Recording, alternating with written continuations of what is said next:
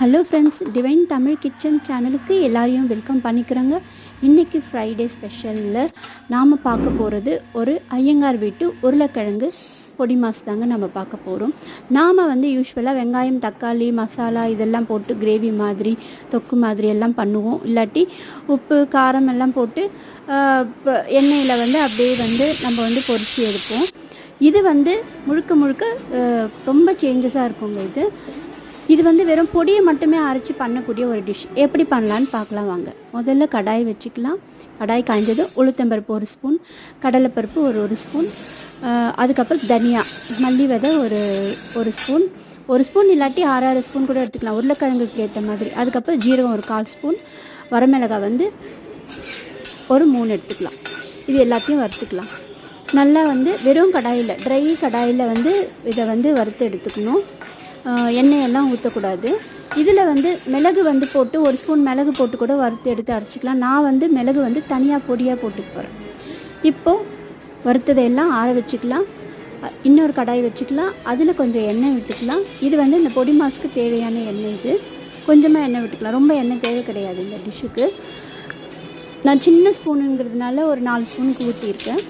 அதுக்கப்புறம் எண்ணெய் காய்ஞ்சதும் கடுகு, உளுத்தம் பருப்பு போட்டுக்கலாம். இப்போது நம்ம நறுக்கி வச்ச உருளைக்கிழங்கு எல்லாம் போட்டுக்கலாம். கருவேப்பிலையை போட்டுட்டு இதை கொஞ்சம் நல்லா வதக்கி விட்டுக்கலாம்.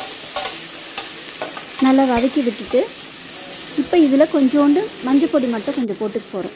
இந்த டிஷ்க்கு வேறு மிளகாத்தூள், தனியாத்தூள் எதுவும் கிடையாது. கொஞ்சோண்டு மஞ்சள் பொடி மட்டும்தான்.